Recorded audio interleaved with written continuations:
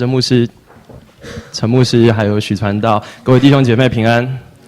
很高兴能够回到迦南长老教会来看到大家。在过去几个月当中，有一段时间受学校分派去到了新店的民权长老教会实习，所以很久没有跟大家见面，非常开心今天能够跟学校的同工一起来到教会来请安。受副院长的指派呢，我今天要来做一点小小的见证。其实很多弟兄姐妹就是我从国中的时候来到迦南长老教会，那到现在至少有10年了，所以很多如果认识我10年的弟兄姐妹，他一定知道说，我以前是一个不会看谱的人。好，那我记得印象很深刻的是，我在国中刚到这边的时候呢，有一次参加国中班的聚会，那会前都会有一个短歌的时间，那敏哲老师是那时候我们负责的辅导这样，那他就说都找不到司琴要来弹这个敬拜赞美的部分，他就会觉得我好像会弹琴，因为我可能偶尔有弹一点琴这样。他说建好来帮我弹一下，结果呢那个敬拜赞美我们都很熟嘛，一行高音谱上面有一堆和弦代号，放在钢琴的谱架上面的时候，我说哇完全弹不出来，完全弹不出来，因为我根本看不懂那个代号是什么东西，所以自己很喜欢音乐，可是却又没有机会这样子的学习。那一直挣扎到要上大学的时候，我父母才答应说你可以去试试看。但是也来不及准备了，所以要考音乐系也不是这么容易。那于是呢，就是很奇妙，在上帝的带领之下，我进到了道生声乐学院。那一切就是从零开始，从低音谱表、高音谱表这样一直看，累积一段时间。那我的钢琴老师就是许副院长，他坐在那边弹琴。刚开始我的第一首曲子很简单，就是巴哈的小步舞曲，大家都很熟的那一首，我是从这个开始，然后一直经过了2年、3年这样子的训练之后，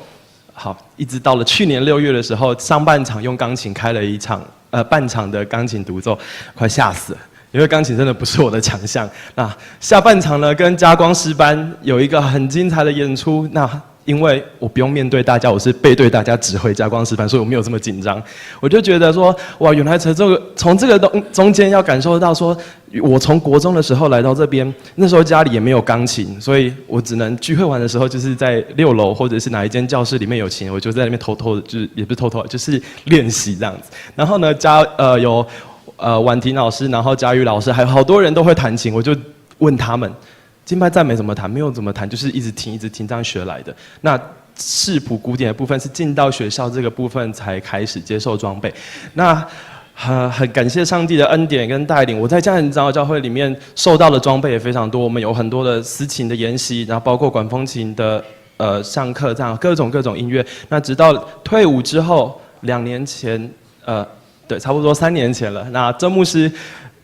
还有教会的弟兄姐妹接纳我在这边担任音乐的事工的服事，那带领着圣歌队儿童诗班，还有好多。从这个地方我就已经学习到非常多的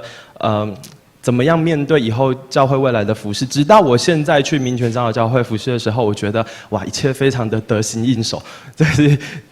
等于是实习前的实习。好，那我觉得非常珍惜这个机会，能够在教会里面成长。我相信许多的弟兄姐妹，如果一路从教会里面长大，或者是后来加入的都没有关系，上帝的恩典都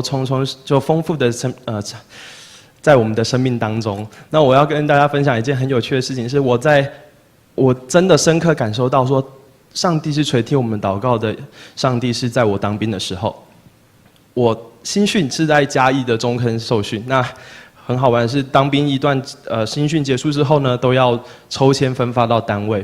那我觉得那一段时间，就抽签的那个早上到我抽到签的那一段时间，是我活到现在大概我祷告次数最频繁的一次。你知道很紧张，我很怕去到金马奖那一类的，所以我就从我醒来之后开始不断的祷告到抽签，然后那个手伸进去签筒在抖这样子。好啦，就一直祷告说，上帝啊，拜托你让我能够抽到好的签。那这时候信心有多大，上帝的应允就有多大。我们家3口，我爸爸妈妈还有我，好像是爸爸吧，希望我在台湾本岛就好。那妈妈说新竹以北就好，我自己我台北市就好，好就不要太远这样子。好，然后我到抽签的那个时候，我手伸进去签筒，抽了一支起来，然后上帝说，真的，上帝会讲话，不要不相信。他说放下，再抽一次。好，放下，再抽一次。起来，哎呀，42号。然后因为我们抽签是看不到地点，只知道号码。然后旁边的长官就报42号国防政治大学。然后我就一听国防大学政治作战学院，我一听想说奇怪，这个好像很熟悉。结果就是我们家住关渡的隔壁复兴岗，所以。哇！我之后的生活就是你知道，收假回部队，我骑摩托车骑10分钟就可以收假了，所以就很。然后父母啊，经过营区有站哨，嗨，再买个菜按你喇叭这样。那很好玩的是，因为那时候我已经到大2，然后再去当兵了，所以已经开始有一些钢琴的印象，然后可以开始练琴这样。那政治作战学院很有趣，是它有音乐系。好，所以我已经可以跨界跨到他们营区的音乐系里面的琴房去练琴，然后他们的中正堂是一台很长很长的雅马哈琴，然后就整个大厅这样你就在那边弹，就觉得很开心。我就觉得上帝真的为我们丰丰富富的预备了这么多，然后让我在这个当中没有因为当兵而间断学习音乐这件事情。那因为也非常非常的凉，所以很多时间可以。对，思考上帝在我们生命当中到底要我们做的是什么，所以我就发现说，哦，原来退伍之后回到学校再继续接受装备，更清楚自己未来要走的方向是什么，就是用服侍上帝。如果我们有这样子心意要服侍上帝的时候，其实上帝不会因为这样看轻我们，即使我们的能力这么不足，在这么大的世界里面，我们的能力显得渺小。可是上帝要用我们的时候，他就会为你预备非常好的道路，让你有充充实实的预备，然后为你安排好多好多的天使围绕在你的身边，帮助你来成长。即使我们活到了一定的年纪，不要觉得自己年纪大了老了，什么都不能做了，我们还是一样可以学习。有看到我们身后这些长辈，对，你们看得出来，有一些年纪其实就是已经等于我阿公阿嬷的年纪这样，他们还是非常乐于学习，所以他们来到学校参加这样的诗班，他们就是利用礼拜4的晚上在学校练习诗班。那他们有自己平常的工作，但是他们愿意用这样一颗心来献上，用自己的声音成为馨香的祭献到上帝的面前的时候，上帝就为他们预备这么好的道路。那来到迦南长老教会，其实从我进道生